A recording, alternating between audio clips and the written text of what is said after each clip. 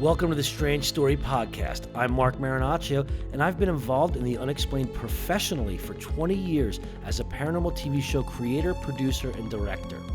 I've been all over the world and involved in every aspect of the field, from ghosts and cryptids to UFOs, aliens, conspiracies, and the afterlife. I'm a lifelong enthusiast, and like many of you, I also have my own strange stories. Now I'm bringing my experience and access to you through the experts, celebrities, and experiencers that I've met and worked with along the way. All right, welcome back to the Strange Story Podcast. I'm Mark Marinaccio. I know it's been a while since we've had a new episode, but as I'm sure you can understand, the coronavirus has really sort of knocked a lot of us out of our regular routines, and I'm just happy I was able to get this one recorded. Today, my guest is a longtime good friend and fellow television producer, Steve Hoffmann. Steve and I have worked on a lot of projects together, and he brings a really interesting approach and understanding to the unexplained. And we worked on a near-death experience project together. He's worked on different shows about in the sciences and meteorites. And we just have a real decent, normal conversation. Talk about a few things about coronavirus and the meteor that might have brought it here. We talk about near-death experiences, talk a little bit about ghosts, but mainly we just try to have a good, fun, exciting conversation in the midst of what's going on in the world right now. So sit back, enjoy. This is my conversation with Steve Hoffmann. Well, can we start talking a little bit just to get warmed up here? Because I got some shit to tell you. And I want to do a little, I know you don't want to do a coronavirus thing, but to get us warmed up. Oh, I have, if you looked at the notes I sent you, it says coronavirus. Are you staying safe? Oh, these are your notes? Oh, Jesus. Did you hear about this woman who claims that COVID-19 came from a meteorite? I love the idea. It reminds me, I did see that. What it reminds me of is one of my favorite horror films, Creepshow. And do you remember when Stephen King plays the redneck? Yeah. And that moss grows out. It's just like that, but it's an invisible virus. I love it. So here's what she says. And she's not some kook, from what I understand. I'm gonna bring it up. She's like, a legit scientist. Let's see. Scientist who claims coronavirus came from space by meteor. So, astrobiologist Chandra Wickramasinghe. Oh my God, I can't. Butchered. Butchered that terrible. But let's just call her Chandra. She's an astrobiologist, right? She said a meteor was spotted burning up in the sky over China on October 11th, 2019. The scientist said prevailing winds are spreading COVID-19 in 40 to 60 degree latitudes. However, disease experts debunk this claim that the coronavirus is an alien, really because it's just like the flu, right? But she, if I'm not mistaken, her whole thing is that a lot of things come from space. They come Mark, let me tell you, meteorites. Let me tell you this. So if you recall one of my favorite movies, The Thing, the good one, the John Carpenter one. Right. Oh, wait, here, right here. Okay, so, everything that they're saying, imagine if it was this thing that did come from outer space, could attach itself to some DNA and replicate itself and twisted itself around. They said it's a combination of SARS and AIDS, basically, is how this thing works, right? They said the way it attacks the system and the way they look at the strains and they pull it apart. So you could say, well, that's impossible because we could see this DNA and it's not an alien. Who's to say that the alien didn't turn itself into this DNA and replicate? It's one of those things you can't prove it's wrong. I think what she's saying, which makes sense, is that, microorganisms arrive to Earth on meteorites. It happens all the time, right? I guess what she's saying. So I think what she's saying is there are a lot of things in this world on that level, that bacterial level, I guess, that can come from space. She says, we consider the seemingly outrageous possibility that hundreds of trillions of infective viral particles were then released, embedded in the form of fine carbonaceous dust. Carbonaceous chondrite.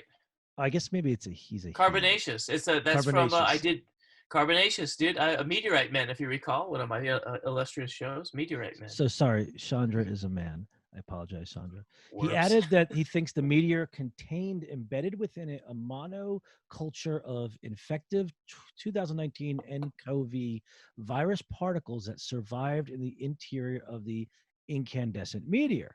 Yeah. We believe infectious agents are prevalent in space, carried on comets, and can fall towards Earth through the troposphere. These, we think, can and have in the past gone on to bring about human disease epidemics. So, what's crazy about this is it's not a conspiracy theory because it's a scientific theory, right? It's based in science. Yeah, nobody's saying like, oh, some shadow organization released this to, well, people are saying this for population control, but what he's just saying is like, look, shit comes from outer space a lot. Yeah. Are hitting here constantly, and it's kind of like the War of the Worlds, right? What brought down those aliens was a human cold. Like it doesn't not make sense that if some organism is on a meteorite and comes into Earth, that it's not going to jive. And who's to say that it's just the pure substance from space? It could be something that came mixed in with something that we already had here, and that's what we're dealing with. So, the difficult thing in this is not sounding completely ignorant to those that actually know anything about the science here, right? Because like you talk about the people who look and see in the back of an aerosol can that says COVID and like, see, I told you so. I don't know enough about any of these things to say that there is absolutely no way it's possible. But I wonder, look, it's like it used to be where this is something that's kind of printed in like the news.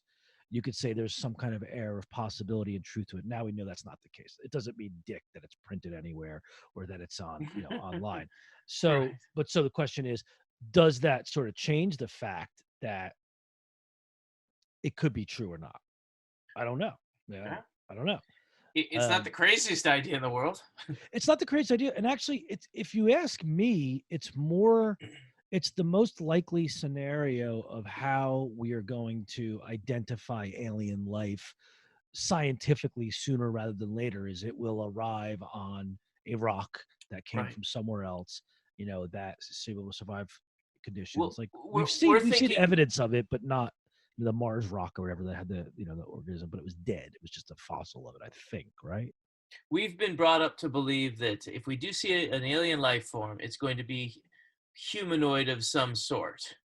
It will have eyes or limbs or something. We never think it's a microorganism. This doesn't even Right. occur to us. Right. Except Yeah. it occurs to me. Well, yeah, because Occurs like to I me said, right now, right here. smart guy. And like I said, there's no reason why it couldn't be a microorganism. Just two microorganisms that drop down on Earth, figure out what's doing here, and saying, how do we get around here? And they go, oh, those things. They seem to be the leaders of this planet. We'll replicate ourselves and turn into something that can attach onto them as a host and start getting shit done here. And they get deep into the lungs. I think you and And I have, given that we work in not only in television but in a lot of weird stuff. You've done a lot more, I think, science-y shows than I have. What was the meteorite show you were talking about? You did it a was called meteorite it show? was Meteorite Men for Discovery Science. And what was it about? Men who tracked meteorites or who That was it. Yeah, became it was these two meteorites? guys. They hunt meteorites. So they would look for a field. So they would look for the trajectory and say, well, right here is where a meteorite fell, and they found the meteorite 2 miles over this way. But that means for the past mile, stuff was just breaking off and landing. So let's look here, and they'd get out their gear. So is that Mostly, like a paid job or they have like a grant well, from this is the thing. somebody? No, so they would lease the land, usually like farmers or whatever, and Uh-huh. whatever they would find, they'd split. Meteorites have a high value, so it's better than mining for gold, and they know exactly where to look. So they look for fields, they find the meteorites, and they sell them for thousands and thousands of dollars. It's better than mining for gold? Well, you could find a meteor. You look at what meteorites cost. You could find a small meteorite for Just tell 50. me. I don't I know. don't want Well, to it look it depends up. on the meteorite. But they're worth a lot. Thousands. Yeah, Is absolutely, there a thousands. place where you can go, like I could take the kids and go look for meteorite fragments? Is that a thing? I don't. Well, I mean, you could look for Because they're real mines. into like rocks and digging up gems and things right now. Well, I mean, your kids would be miserable doing it because it's usually out in the middle of the desert. It's in fields and stuff, and you have to have magnets. And the thing is, you have to cover everything, right? So it's almost like they take those metal detectors, and they're just sweeping. What they figured out is how do we like hook up 8 metal detectors to a piece of farm machinery and just drag it like swaths back and forth like you're plowing a field so that you can just cover large areas of Yeah, land it at a sounds like a time. nightmare. It's awful tedious work. And the bigger nightmare was trying to make that into an interesting TV show. I mean, I think it's kind of an interesting show. It was. It had its day. You know, look, Yeah, there. it's It was a interesting buddy to comedy. us, right? It's interesting to us, but we know that, you know, Hmm. interesting to us and interesting to a network executive are very different things. So speaking of which, so you're in are you you're doing what, Movies That Made Us as a show you're running there? Movies that made us for Netflix right now. Yeah. What's your favorite movie that made us so far? Well, I'm not gonna. I can't talk about season one. I can talk about season one. I can't talk about season two. You Season can't tell one. us what movies are in season 2? No way. Why is that a big secret? I don't know. They're like, You'd I have didn't to know ask the that movie non-disclosure. existed. I forgot. I forgot all Yeah. about John Hughes. Oh my God. No, but season one was Home Alone, Die Hard, Dirty Dancing, and Ghostbusters. Okay. Now, when you look at how they did, and they're like, oh my gosh, Home Alone was like the one everyone watched the most. And they suddenly zeroed in that maybe it's because it was a Christmas movie. So they wanted to just do a bunch of, Right. maybe we should do Christmas movies. It was really, if you look at the box office of all those movies, the hits that we got on Netflix pretty much match up with the box office. So the number one box office movie got the most hits down the line. Oh, interesting. That's Yeah, interesting. that's the way I see it. I wonder why. And so, you know, it's funny because I was saying maybe we'll talk about, you know, our shared near-death experience. And there's some fun Are we stuff really there. talking about And it? then, well, maybe. But you know, I forget that you also worked on Mountain Monsters, right? Yeah, that's right. Well, it wasn't Mountain Monsters. It was Alaska Monsters. It was the Alaska offshoot Monsters. of that. Right. Yeah, So, yeah. I did some can I tell development work on that. Okay, yeah. So Alaskan Monsters, the casting. So normally you'd think like, here's a great example between the Beatles and I think it was the Monkees. The Beatles, these four guys that all found each other. They had a love of music. They this and that. The Monkees was completely contrived, and they cast it, put these people together, and it was very, very well thought out. You know, it was created Be careful versus what you this say here. organically thought thing. Which part? Well, Alaska Monsters? don't give away any sauce. Okay. I mean, So we'll you don't just know. move on. We'll move You on don't from want to that. know about beard casting? So you've done monsters. We've done near-death experiences together. You've done meteorites. Yeah, I've done meteorites. I've Did we done do a ghost show monsters. together? No, we did a safe cracking show. Oh, safe crackers, right? Sex Yeah, sent me to safe the ER. crackings.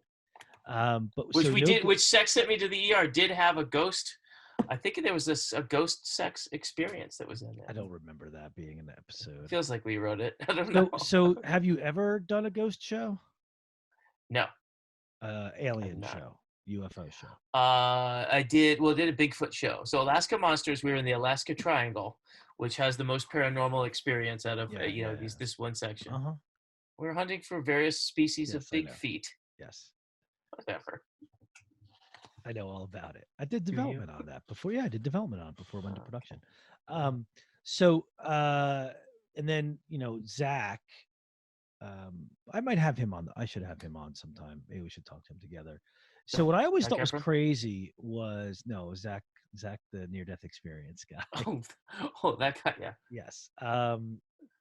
That was a fascinating topic. You know, I really I think that's probably one of the highlights in the unexplained world for me, and is diving that deep into that subject, you know, about near-death experiences, just talking to so many different people and following his journey for what he went through and whatnot. But you had that experience about, you guys were out filming. I wasn't out with you doing B-roll that day, right? And you went to the diner, right? And if I'm remembering, I want you to tell a story, but if I remember right, he walked up to the waitress, Zach, right, and said, "You've had a near-death experience." And Hey, she just said, predict it. "How did you know?" She said, "How did you possibly know that?" And he said, "Because I've had one too." Hmm. And he always told us about that magnetic draw between people who have had near-death experiences. Yeah. So is that how that went down? Yeah, pretty much. He was yeah, he was there. We were exhausted. We were done for the day, where it was time to eat. And the crew had not had a break. And Zach was always on. And which is why he's such a good star, because what he was doing was what he normally does. It's just we weren't rolling cameras on it. So yeah, he was attracted. Saw this woman. He was naturally attracted to her in some way by this force. And he just told me, he said, "You've had a near-death experience." She said, "You're right. How did you know that?" And he said, "'Cause I had one too." And they started talking.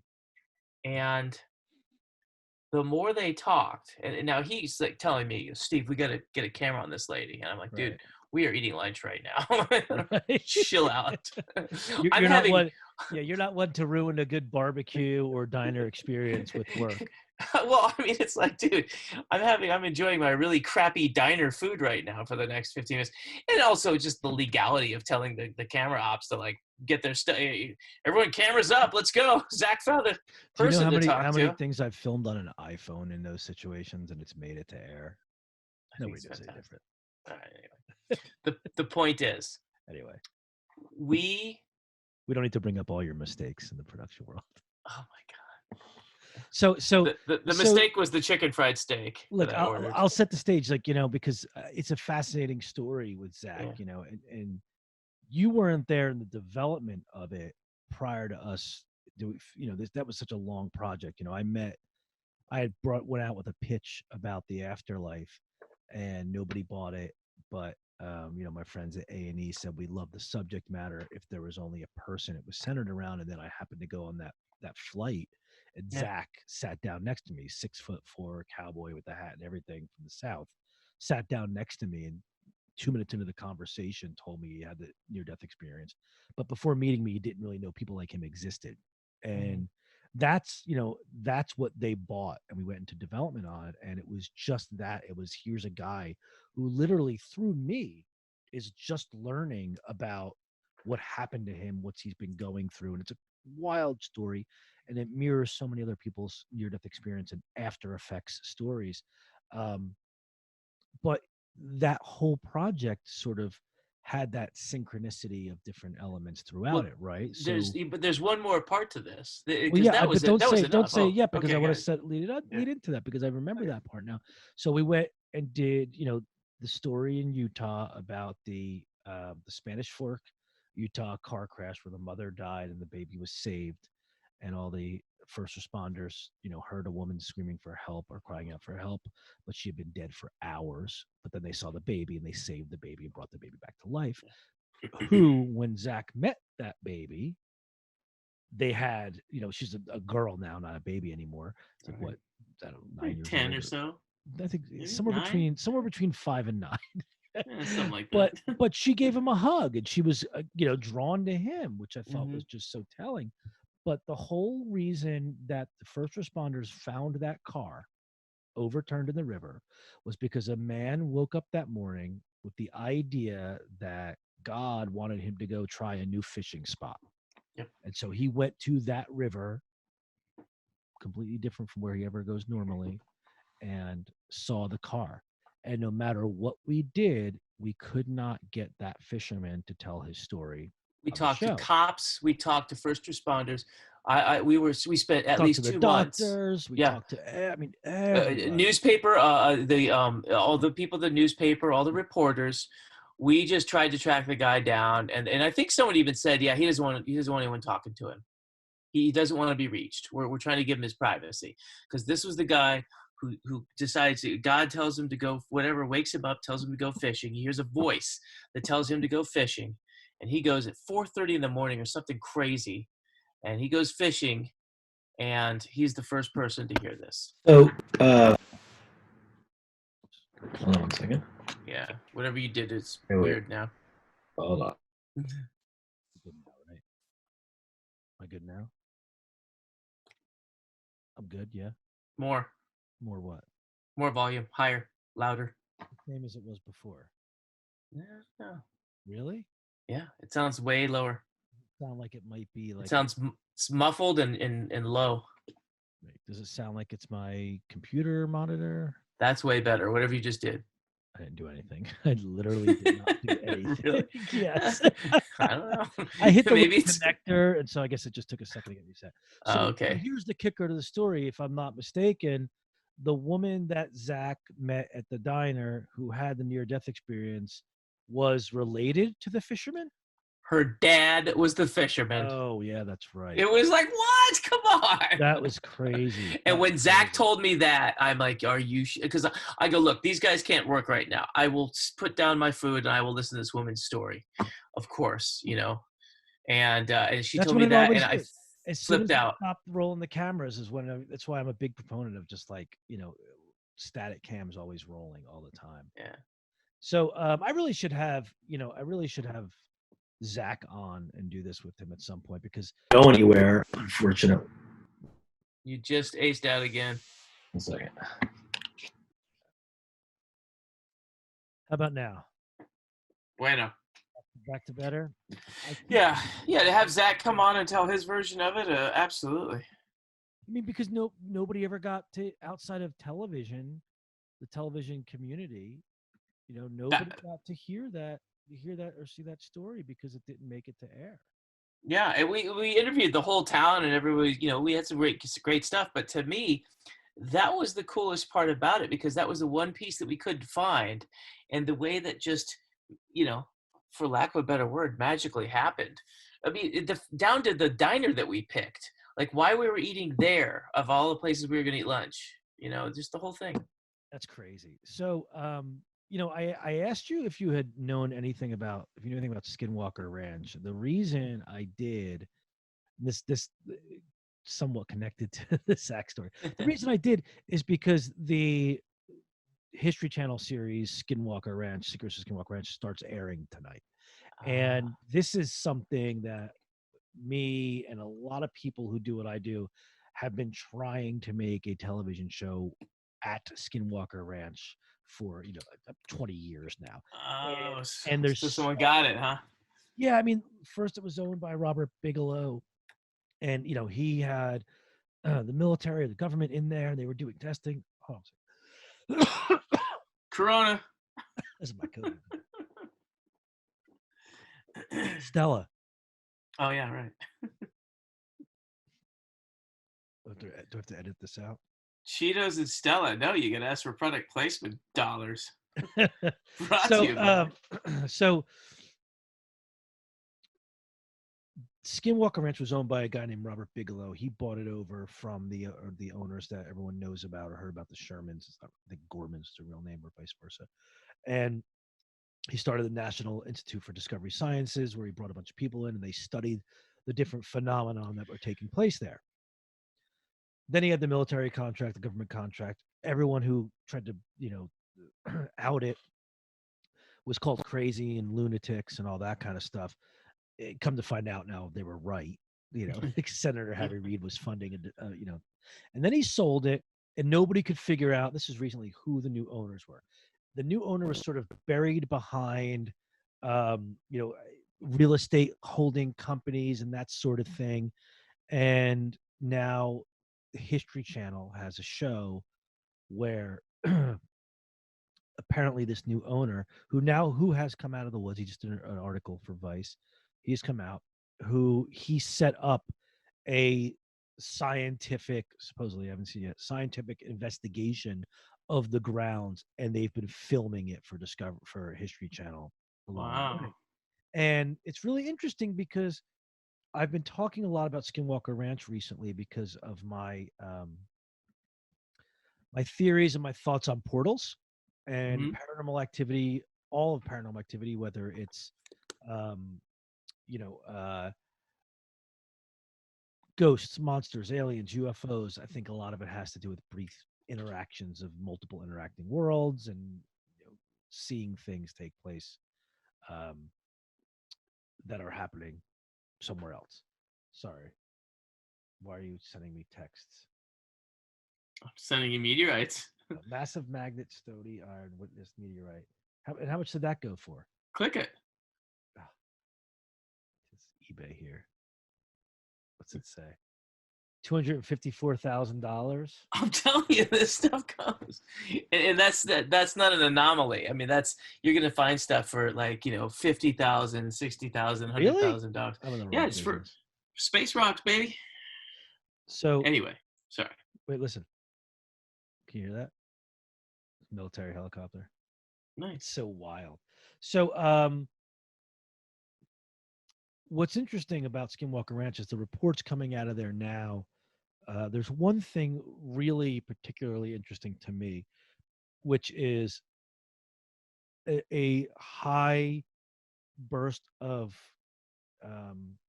electromagnetic radiation, I think it is, or an EMF spike, right? Mm-hmm. But it moved. The EMF spike, moved around, Really? like around the property, and that's interesting to me because that's something you don't really, hasn't been documented or gathered scientifically before Right. any kind of investigation. I think that kind of stuff's interesting because tracking energy, moving energy in a paranormal, unexplained environment with such deep history, right? It goes back Right. to Native American beliefs, and the whole basin, the Uinta Basin, is the land of the Skinwalkers, cursed for the Skinwalkers, forbidden land. It goes back before the Utes, who I guess they came after. I forget who it was, but even this history, you've got this folklore, the curse, the Skinwalker, what that is in Native American mythology to us could just be history, right? But in the mythology, and then you've got these strange scientific anomalies that take place on that land. That's an interesting, It's a nice combo for some stuff confluence going down. of ideas, right? Because Yeah. it's merging two things that are giving credence and clarity, right, from one to the other. So that's why I asked if you had heard about it, because the show's coming out tonight. I'm really excited to check it out. But look, I love Oak Island, Curse of Oak Island. When I was at Discovery Channel, I wanted to make that show. Yeah. I love it, love those guys, but not enough happens for today's day and age of consuming content. They go and it's not so much that not enough happens. I think more that the teases are way bigger than the results, and I Yeah. worry that the Skinwalker Ranch, are we going to get the same thing? We're going to get this idea that's this big, massive thing, only to go a whole season of digging in one hole for them to come out and say, yep, we felt something. What's it going to be? Well, so this is a great point of why I love the liberation. I mean, I worked in television for, I don't know, almost 17, 18, 19 years. And the past 2 have been spent doing Netflix content. And the beauty of that is we don't have to build up some bullshit for the commercial break. Right. Yeah. It's a liberating way. It's a liberating way Yeah, to tell a story, just to let stuff be and to have a little bit longer time to just tell the story. And speaking of Netflix, have you seen Tiger King? I haven't yet. I need what? to. How have you not watched this? Because I'm doing this right now. Oh, This my is God. exactly when I would be watching it. Honestly, if you had told me you could not do this because you were watching Tiger King, I would have said, okay. Fair enough. That's how much this means to me, Mark. So Tiger King, you have to watch it. You gotta watch it. It's correct me if I'm a little bit out of the. You have to understand. I'm balls deep into a job that's consuming me. I'm homeschooling a 7-year-old. I got 2 teenagers here, and we're under lockdown. So my thing is, and I'm exhausted. What I understand, it's kind of like some redneck owns a tiger. Is that kind of the gist of it? No, that's not at all. I did close. Really? Although it does have rednecks and tigers, yes. Wait, rednecks who's the David Spade character? Who's the David Spade character? Joe Dirt. It reminds me of Joe Dirt gets a little bit of money in his pocket and buys a tiger. That's what I think the show is. I will say this. Joe Dirt was fictional to me until watching this, and now I'm like, oh, okay, I get it. It's a real guy, right? This is a real thing. No, it's about a guy. It's not even about a guy. It starts off about a guy, Joe Exotic, who claims himself to be the Tiger King, who has an exotic zoo, big cat zoo, sideshow Does zoo, he right? charge money for this? Yeah, of course. Okay. Yeah. There's, this is Oklahoma, and there's places in the Ah. country where it's totally not illegal to have these roadside zoo attractions and breed and Jesus. tigers and do cub petting and all that stuff. And there's a woman who's, trying to shut them down. And there's other big cat farm zoo Thank God. guys, right? And well, no, Yeah. she's all. I don't want to ruin it because nobody I think comes out of this being like, oh yeah, that woman Carol Baskin, yeah, I'm with her. Mhm. Although you think you would be in the scenario where I explain it to you this way, I don't think anyone comes out of it that way. And there's a lot of reasons why, and you'll have to go into it and see. I get it. It's fine. It's one of those typical Netflix documentaries where the turns it takes, you're just like, what? The places it goes, you're like, oh my God, I can't believe this is happening right now. Like, Wow. what? So it's a really good doc in that regard. Mhm. I mean, look, it's documentaries that are resembling reality shows more more on That's where we're Netflix. headed. It's like, Yeah, oh, it's a 6-part documentary. It's like, we call that a series, a reality Yeah, show that's right. series. Yeah, we just look for the But craziest okay. person in the room and point some cameras and let nature take Yeah, its course and right. fatten the bank account. That's pretty much what I think they did. Rightly so. I mean, but these people dig their own holes. But Yeah. and I would love to do that sort of thing if it wasn't like, oh, we shot for 5 years. Like, oh, 5 years. It's a We're long used to payoff. we're used to like 3 months, and then that's it. Right. Like that's the Yeah. whole season. It's Well, just, sidebar. Do you know? Okay, so I worked on 600-Pound Life. This has nothing to do with anything except I find it fascinating. 600-Pound Life. If you know Dr. Nazardian, is like the doctor on there. I know who he is. I mean, not Right. personally. Yeah. So I'm like, oh, so how'd this guy get this production company off the ground? So what this guy had the idea to film one of Dr. Now's patients, I think over the course of either 2, 3, or even 4 years. He was making a really long form documentary following this one patient.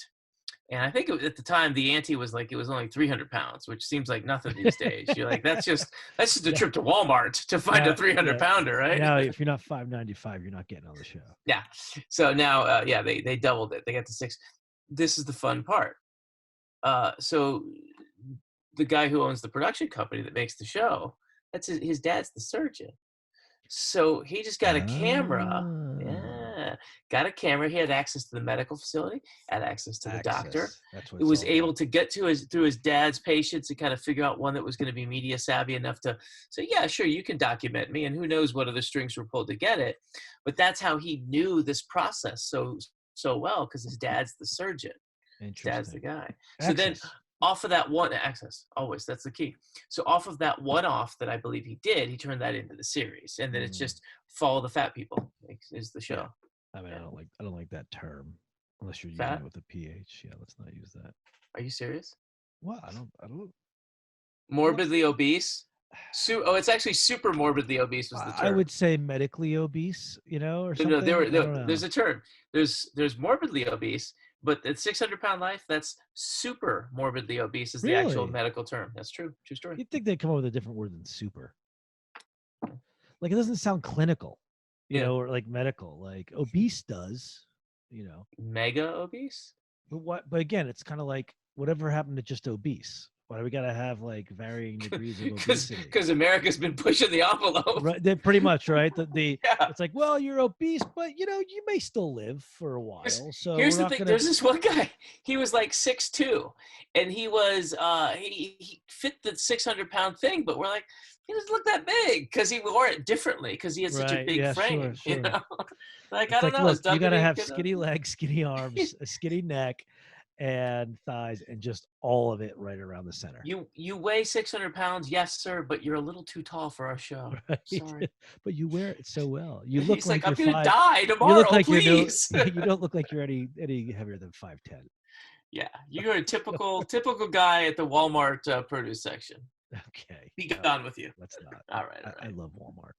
Stop it. I swear. When we lived in Florida for the year, that was our local store. It's like everything is so cheap. It's crazy. Yeah. Oh, well, all right, fine. But like we go to Target for the same stuff that's 3 times as expensive than it is at Walmart. Yeah. Well, let's Do I get need a down to the fancy subject. toilet brush? No, I need a Walmart toilet brush. Let's get down to the subject of people are like freaked out. They go, those people in China eat like bats. I'm like, you think they fucking want to eat bats? The average salary in China is $4,000 a year. They got to stretch that. Is that And look right? Is around that your what it house. is? Yeah, it's 4,000. Look around your house and all the dumb, cheap shit you have at your house that's made in China. And those people, the reason why we're saving, get this great savings, they're eating bats. Is that why they ate the bats? Like, is that you don't know that? I don't think they want to eat bat. I think if we gave them the choice between a ham sandwich and a bat, I think they'd take the ham sandwich. You and I have both traveled all over the world, and Yeah. just different cultures have different views or thoughts. It's possible, but I think they have. Things. It's very possible. I truly believe, and this is based on absolutely nothing but my feeling, because I've been taught that that's a good way to lead a country. That I think that it's just a gut instinct that says that when you have that many people and that much poverty, that you start looking towards other things to eat. Just like if you and I were stranded on an island, we'd go, oh, these grubs aren't that bad. I would think if I had to make a bet, my bet would be, it started that way, hundreds of years ago. When it's carried down. Like chitlins, chitlins. Like hundreds of years ago, they, that's what a region or something, that was the food that was around the most, and they were, right. There was nothing else, and that's what they ate. And then out of tradition, became an acquired taste. I don't know, but and it's a history. We've seen that around the world. That same thing. I'm telling you, dude. I just did a program for BET Plus. It's called Back in the Day. They want to call it Black in the Day now. I don't know. It's like a nostalgia show. And we did one episode on food. And they talked about how most soul food was the absolute worst cuts of the pork that were turned into something edible by slaves. And then since then, it's become just exactly what you said. So at one time we had to eat this, and it was really disgusting. Yeah. So I have to imagine that's how tripe is, because who would ever want to eat the lining of a cow's stomach? Chitlins and tripe, same deal. Yeah, absolutely. My mom used to make that, but only for my uncle, because no one Stinks. else would eat it. We couldn't even go. You gotta leave the house. You gotta leave the house when somebody makes tripe. It's the most disgusting smelling thing ever. No offense to people who culturally like tripe. And then they go, we just put some hot sauce on it. I'm like, can you just eat something that tastes good on its own? Why don't you just eat hot sauce? But look, I love a good hot dog. I mean, there's no, I can't anymore. I can't enjoy a hot dog anymore. I cannot do it. Acid reflux? It's just, I know what I'm eating at this point, I mean, I'll eat a tofu dog, and I don't even know what's in that, really. I mean, maybe it's tofu. If I get the hot dogs from like Trader Joe's and they say uncured, organic, all beef hot dogs, I'm like, okay. What's curing? Explain to me why curing is bad. Why do I have to have uncured bacon? It's just on the label. Yeah, I know that, but why is curing bad? Does it have something to do with the nitrates? Like they don't give you headaches or something? What's a nitrate? We just assume this is something real. Like, I don't know. No, I mean, who cares? Wait for the virus to come out, and they go, because all those people in America eat those nitrates. Right, that's what it's going to be. It'll start from us. They'll put us down to the nitrates. I think it was because nitrates in wine give people headaches, and wine has become so popular, especially right now with all the homeschooling going on, that maybe there was a big anti-nitrate movement. And maybe it's all the wine they're drinking that's giving them the headache. No, they probably the anti-nitratists might have gone around and said, "What else can we say no nitrates to?" It'll really spark the attention of the no nitrate wine drinkers. Like, let's put it on hot dogs. Let's put it on rice. What else can we put it on? No nitrate rice. This brings me to my theory on gluten, where now that the pickings are slim in the grocery stores these days, and I'm guessing there's a lot of people that are going to suddenly think that gluten's okay when it's down to either starving or eating a little gluten. Well, I mean, come on. That's ridiculous. That's the same thing as being like, would you eat bat if you was starving or eat bat? I would eat bat if it was starved. So same thing with gluten. Have you eaten gluten lately? Yeah, I went gluten-free for a while. I was gluten-free for quite a bit of time, and it changed me. It changed my life. It was amazing. It was so amazing. I never felt clearer in my mind than when I was gluten-free. It was so strange. And they talk about the brain fog you get from eating gluten. And it was amazing. It was amazing. It was too difficult to keep out of my diet entirely, so that when it was in some foods that I ate, it just wrecked me. So I went back to it. But I don't do a lot of carbs to begin with. So I don't do a lot of. My daughter, she has a really hard time with gluten. It really affects her, and we see it all the time. So it's a real thing. Like, look, everyone's like, oh, these peanut allergies didn't exist when I was a kid. Well, maybe not, but things change over time. And Peanuts weren't genetically modified back yeah, then either. exactly. Well, and that's the same thing with the wheat. It became genetically modified.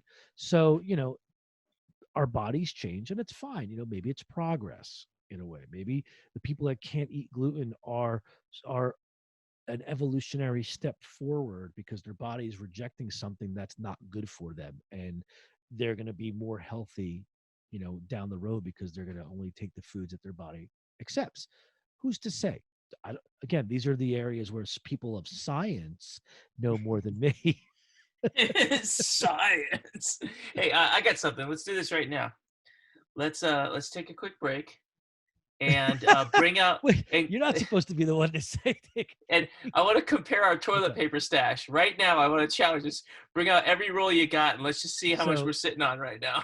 First of all, I cannot do that because I'm in my he shed studio. I see. It's not connected to the house. Second of all, I would never let people know whether or not I have a supply of toilet paper. Really? Because You think it's going to invite pirates?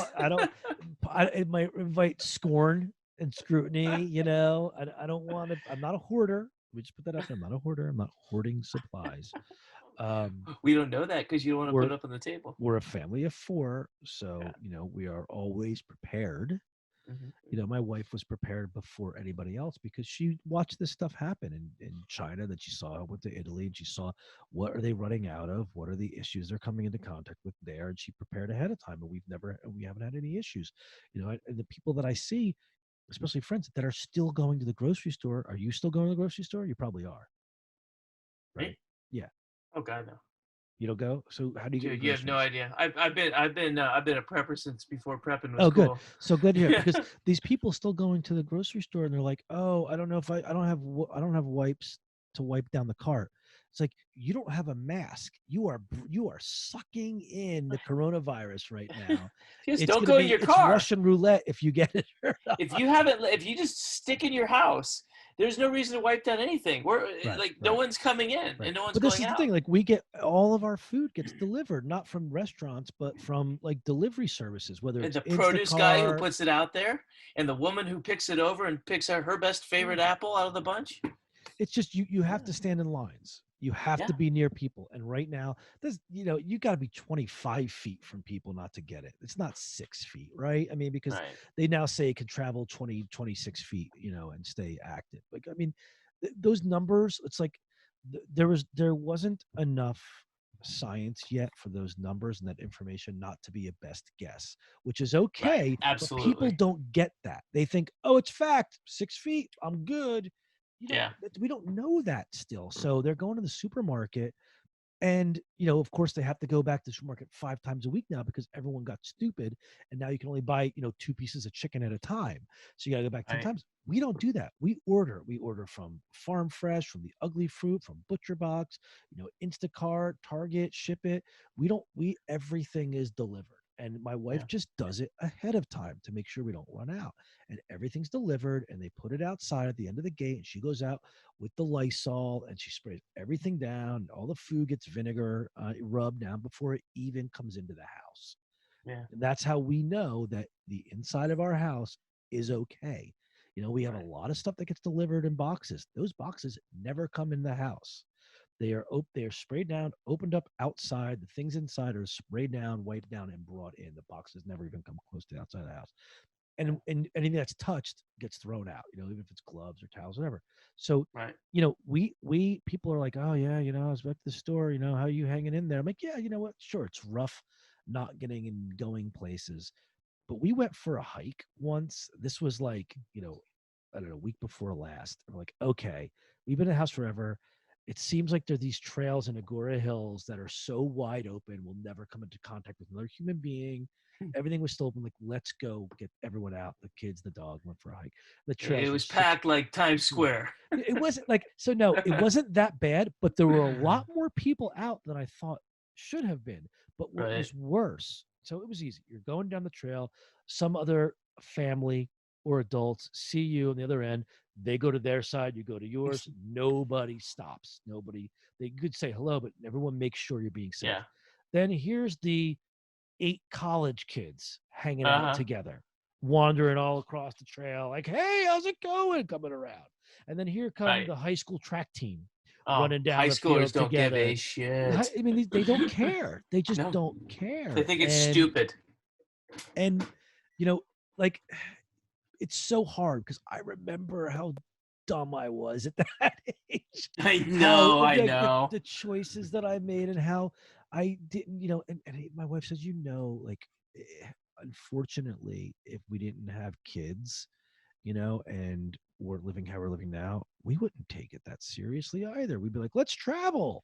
Nobody's on a plane. Like Right. it's 30 different bucks now for a that ticket. yeah, like we're adults now and we have kids, and our brains have developed to a point where we understand these things. But when I was that age, I wouldn't have cared. I mean, how could I? And it's like if their parents aren't saying come home from your apartment and live with me, you know, then them and their roommates and their friends are all gonna still get together and Oh, hang yeah. out and do shit. And most of these people have jobs, the lower level income jobs of the kind where they're in contact with everybody.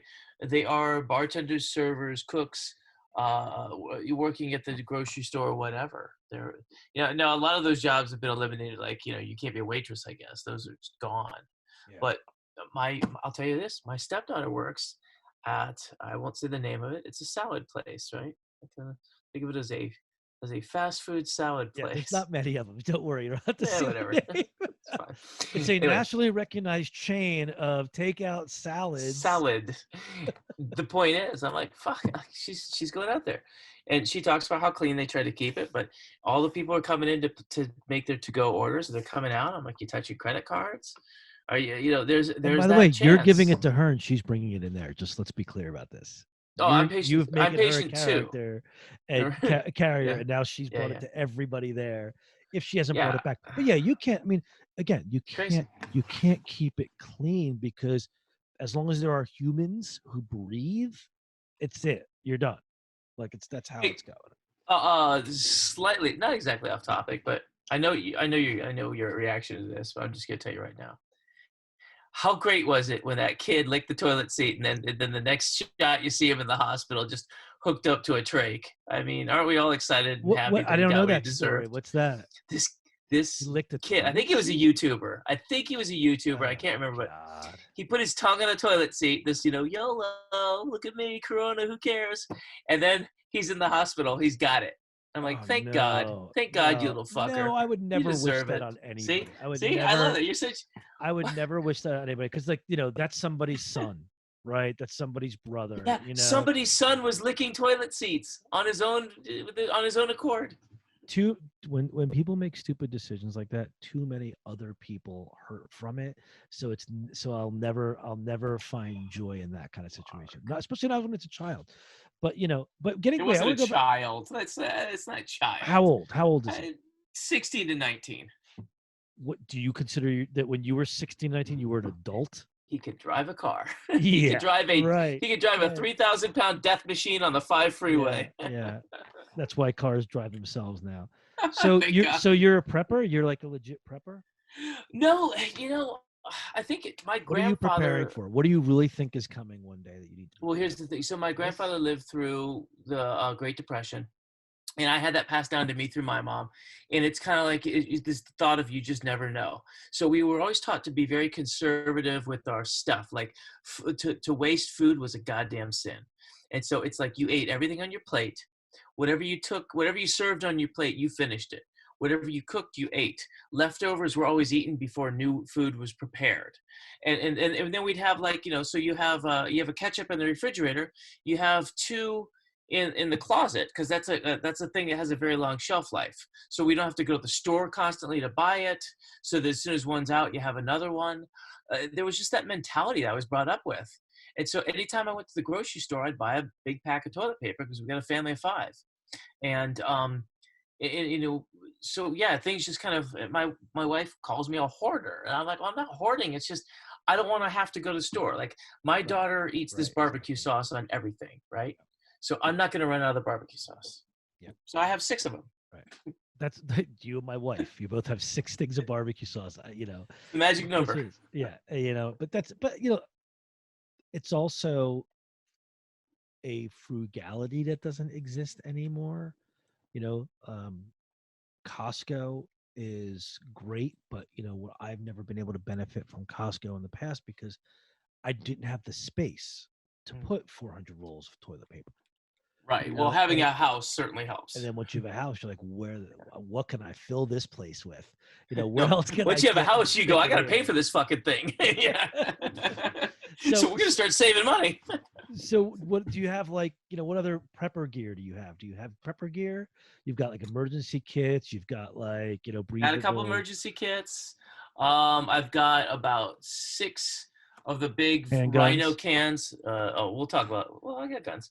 Um, we have 6 Rhino cans of propane for the propane Oh, tanks. okay, gotcha. Yeah. So in case everything goes off, so I have enough. I've got water and you know what do you call it? Solar powered rechargers for things. Like a solar powered bricks.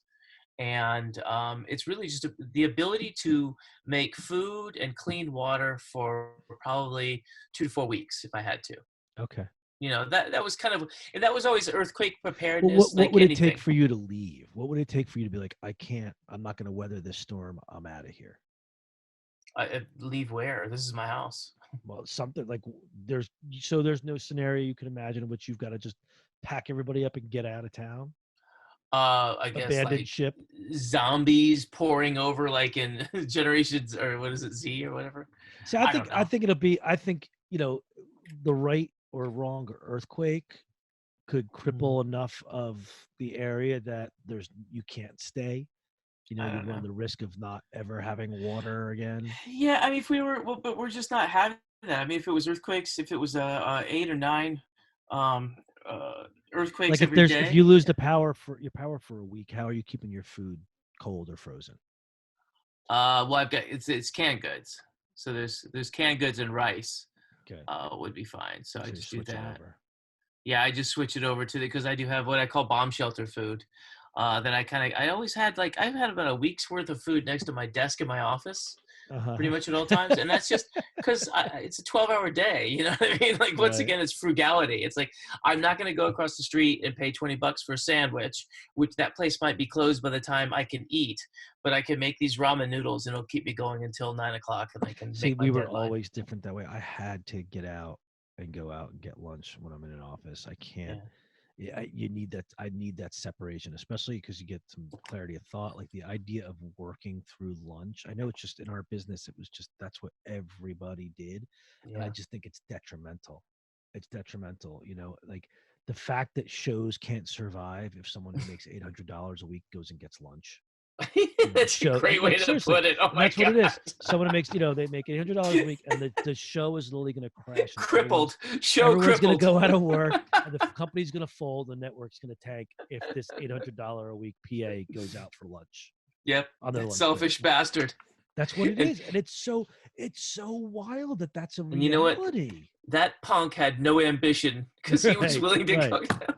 He's willing to risk your job by going out and eating lunch. All right, so we trailed off into just complaining about our jobs. I know. I think we're gonna call it a night here. This has We're been gonna call it a fun. day. All right, man. Thanks for doing this. Appreciate it. All right, man. I'll see you soon. And yeah, we'll talk again soon. Take care, buddy. Thanks, Mark.